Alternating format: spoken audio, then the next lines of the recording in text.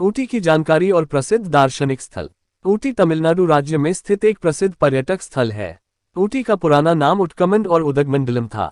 पहाड़ियों के बीच बसा ये खूबसूरत नगर नीलगिरी जिले का प्रशासनिक मुख्यालय है।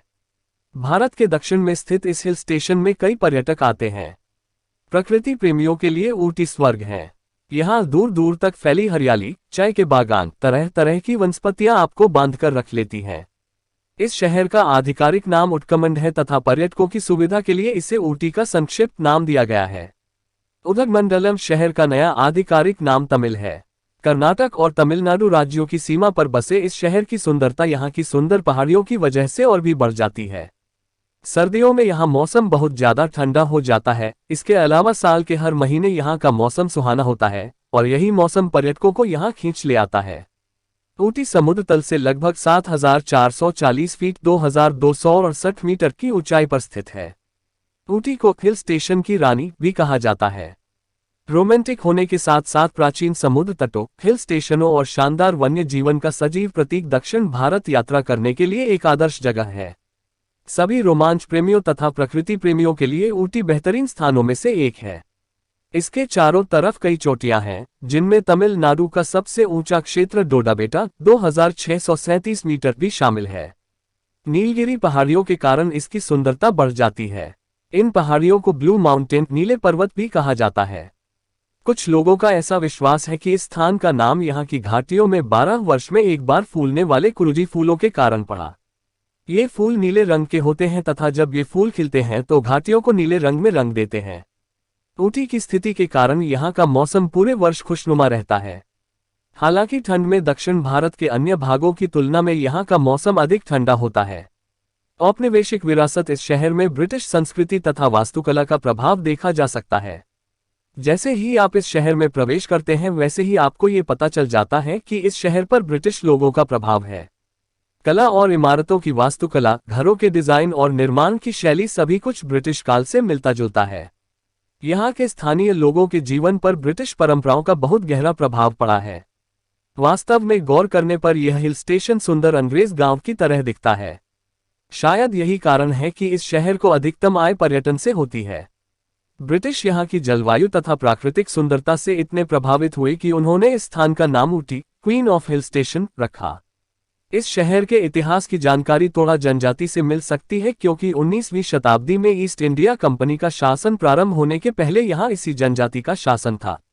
यहाँ सदियों से ज्यादातर तोड़ा जनजाति के लोग रहते हैं, लेकिन ऊटी की वास्तविक खोज करने और उसके विकास का श्रेय अंग्रेजों को जाता है।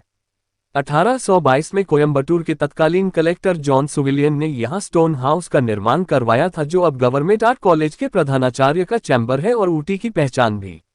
ब्रिटिश राज के दौरान ऊटी मद्रास प्रेसिडेंसी की ग्रीष्मकालीन राजधानी थी। अंग्रेजों के लिए यह एक छिपे हुए खजाने के समान था क्योंकि वे दक्षिण भारत के किसी भी अन्य शहर के गर्म और नम मौसम को सहन नहीं कर सकते थे। वे इस क्षेत्र पर अपना दावा प्रस्तुत करने के लिए इतने उत्सुक थे कि उन्होंने ऊटी के निकट स्थित वेलिंगटन शहर में मद्रास रेजिमेंट की स्थापना की। उस दिन से वेलिंगटन में मद्रास रेजिमेंट का केंद्र बना हुआ है। इसके कारण ऊटी ब्रिटिश लोगों में ग्रीष्म सप्ताहांत स्थान के रूप में लोकप्रिय हुआ। ब्रिटिश ईस्ट इंडिया कंपनी ने ऊटी का विकास भी किया तथा यहाँ नीलगिरी में चाय, सागौन और सिनकोना का उत्पादन प्रारंभ किया। ऊटी में तथा इसके आसपास चाय और कॉफी के अनेक बागान हैं। स्थानीय खाद्य पदार्थों पर भी अंग्रेजी डिशेज खाद्य पदार्थों का प्रभाव दिखाई देता है। इसके परिणामस्वरूप आपको ऊटी में अंग्रेजी और भारतीय मसालों के सम्मिश्रण से बना सबसे उत्तम खाना खाने मिल सकता है। ऊटी के प्रमुख पर्यटक स्थल। 1. Botanical garden. जो लोग प्रकृति प्रेमी है, हरियाली देखने, घूमने फिरने के शौकीन है और दुर्लभ फन और अन्य पौधे देखना पसंद करते हैं, उनके लिए इस बॉटनिकल गार्डन से बढ़कर दूसरी कोई बेहतर जगह नहीं। और यहाँ के दर्शनीय स्थलों में सबसे पहला नाम बॉटनिकल गार्डन का ही आता है। ये गार्डन 22 एकड़ में फैला हुआ है और यहाँ लगभग 650 दुर्लभ किस्म के पेड़ पौधों के साथ साथ अद्भुत ऑर्किड, रंग बिरंगे लिली, खूबसूरत झाड़ियाँ व 2000 साल पुराने पेड़ का अवशेष देखने को मिलता है। इन खूबसूरत उद्यानों का रखरखाव राज्य के बागवानी विभाग के हाथ में है। यहाँ घूमने आने वालों को देखने के लिए सबसे पहले यही जगह सजेस्ट की जाती है और यह भी इतना सुंदर कि हर किसी का मन मोह लेता है। ये जगह फोटोग्राफी के लिए भी उपयुक्त है। इस वनस्पति उद्यान की स्थापना सन 1847 में की गई थी। इनमें पौधों और वृक्षों की सैकड़ों हजारों प्रजातियां हैं। इनमें एक ऐसे वृक्ष का भी जीवाश्म है जिसके बारे में विश्वास किया जाता है कि वह 2 करोड़ वर्षों से भी अधिक पुराना है। 2. रोज गार्डन। इस गार्डन की स्थापना 1995 में की गई थी। यह उद्यान 10 एकड़ में फैला हुआ है। रोज गार्डन में लगभग 200 प्रकार के गुलाब के फूलों का संग्रह है। रोज गार्डन को दक्षिण एशिया का सबसे उत्कृष्टता का पुरस्कार मिला है। ये भारत का सबसे बड़ा रोज गार्डन है।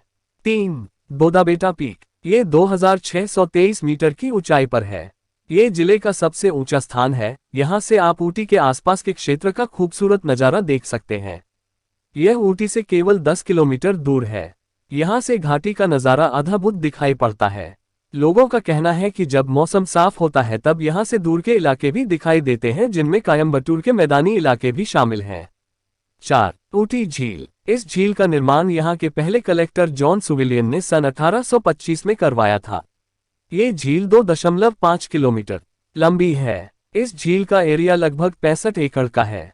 ऊटी झील को देखना अपने आप में एक अनोखा और सुखद अनुभव है। झील के चारों ओर फूलों की क्यारियों में तरह तरह के रंग बिरंगे फूल यहाँ की खूबसूरती में चार चांद लगाते हैं। झील में मोटर बोट, पैडल बोट और रो बोट्स में बोटिंग का लुत्फ भी उठाया जा सकता है। यहाँ आने वाले पर्यटक बोटिंग और मछली पकड़ने का आनंद ले सकते हैं। मछलियों के लिए चारा खरीदने से पहले आपके पास मछली पकड़ने की अनुमति होनी चाहिए। यहाँ एक बगीचा और जेटी भी है। इन्हीं विशेषताओं के कारण प्रतिवर्ष 12 लाख दर्शक यहाँ आते हैं।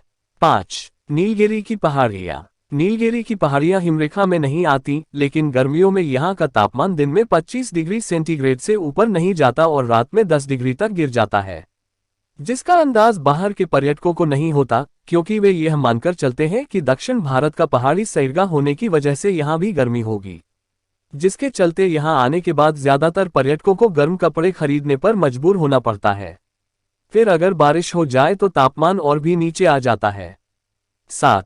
मदुमलाई वन्यजीव अभयारण्य। यह ऊटी से लगभग 67 किलोमीटर की दूरी पर स्थित है और टाइगर रिजर्व के लिए प्रसिद्ध है। यहाँ पर वनस्पति और जंतुओं की कुछ दुर्लभ प्रजातियां पाई जाती हैं और कई लुप्तप्राय जानवर भी यहाँ पाए जाते हैं। हाथी, सांभर, चीतल, हिरन आसानी से देखे जा सकते हैं।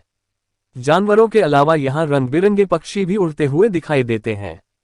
अभयारण्य में ही बना थेपाक कडू हाथी कैंप बच्चों को बहुत लुभाता है। 8. काल्हेट्टी वाटरफॉल्स। काल्हेट्टी की ढलानों पर खूबसूरत रमणीक काल्हेट्टी जलप्रपात लगभग 100 फुट ऊंचा है, जो शहर से लगभग 13 किलोमीटर दूर है। काल्हेट्टी जलप्रपात ऊटी का एक खूबसूरत दर्शनीय स्थल है। यहाँ अनेक प्रकार के पर्वतीय पक्षी भी देखे जा सकते हैं। झरने के अलावा कल्हट्टी मसिनागुडी की ढलानों पर जानवरों की अनेक प्रजातियां भी देखी जा सकती हैं, जिसमें चीते, सांभर और जंगली भैंसा शामिल हैं। 9. Dolphins knows. ऊटी में डॉल्फिन्स नोज एक खूबसूरत पिकनिक स्पॉट है। डॉल्फिन्स नोज अपने नाम की तरह ही रोचक व रोमांच पैदा करने वाला स्थल है। यहाँ से पूरी घाटी का विहंगम दृश्य दिखाई देता है। मौसम साफ हो तो यहाँ से कोटागिरी के कैथरेज फॉल्स का नज़ारा भी देखा जा सकता है।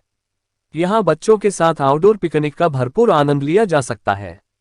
यहाँ आने का एक फायदा यह है कि वहाँ से आसपास के इलाकों का समग्र दृश्य देख सकते हैं। अगर दिन साफ हो तो वहाँ से कैथरीन जलप्रपातों को भी देख सकते हैं। 10. कोटागिरी हिल। कोटागिरी हिल ऊटी से 28 किलोमीटर की दूरी पर स्थित है। कोटागिरी हिल प्राकृतिक सुंदरता के लिए दर्शनीय स्थल है। यहाँ के चाय बागानों को देखने के लिए पर्यटक दूर दूर से आते हैं। नीलगिरी के 3 हिल स्टेशनों में से ये सबसे पुराना है। यह ऊटी और कुन्नूर के समान प्रसिद्ध नहीं है, लेकिन यह माना जाता है कि इन दोनों की अपेक्षा कोटागिरी का मौसम ज्यादा सुहावना होता है। यहाँ बहुत ही सुंदर हिल रिजॉर्ट है जहाँ चाय के बहुत खूबसूरत बागान हैं। हिल स्टेशन की सभी खूबियाँ यहाँ मौजूद लगती हैं, इसलिए ऊटी जाए तो कोटागिरी की सैर के लिए जाना न भूलें। 11. अवलाचे झील। ऊटी से 28 किलोमीटर की दूरी पर यह झील स्थित है और यह जगह किसी स्वर्ग से कम नहीं। आप चाहे तो यहाँ फिशिंग का भी लुत्फ उठा सकते हैं। यही पास ही में फिशिंग के लिए उपयोगी इक्विपमेंट भी उपलब्ध हो जाते हैं। 12. Lamb's Rock. ये कुन्नूर से केवल 9 किलोमीटर दूर है। यहाँ से आप कोयम्बटूर के नज़ारों और आसपास के इलाकों के चाय बागानों के सुरम्य दृश्य देख सकते हैं। यहाँ का हर दृश्य फोटो खींचने लायक है। 13. Stone house. सन 1822 में बना हुआ ब्रिटिश गवर्नर जॉन सुलीवान का ये बंगला ऊटी में बना हुआ पहला बंगला है। आज के समय में यह ऊटी में स्थित गवर्नमेंट आर्ट कॉलेज के प्रिंसिपल को निवास के रूप में दिया जाता है। 14. ऊटी माउंटेन रेलवे और स्टीफेंस चर्च। ऊटी में मौजूद ये रेलवे 1908 में ब्रिटिश सरकार द्वारा बनाया गया था। यहाँ ट्रेन आज भी पुराने तरीके के अनुसार भाप के इंजन द्वारा ही चलती है। यहाँ स्थित स्टीफेंस चर्च 19वीं शताब्दी में बना हुआ नीलगिरी के प्राचीन चर्च में से एक है। यहाँ आप हमारे देश की प्राचीन कला को देख सकते हैं। कैसे जाए और कहाँ ठहरे।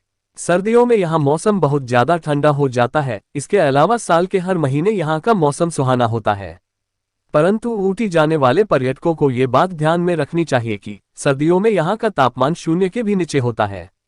यहाँ से सबसे नजदीक हवाई अड्डा कोयम्बटूर है, जो कि 100 किलोमीटर दूर है। आप चेन्नई, कोझिकोड, बंगलो और मुंबई से कोयम्बटूर के लिए सीधी उड़ान भर सकते हैं। मेतुपल्लयम बड़ी लाइन का रेलवे स्टेशन है। बड़ी लाइन का प्रमुख रेल जंक्शन कोयम्बटूर है, जो कि सभी बड़े नगरों से मिला हुआ है।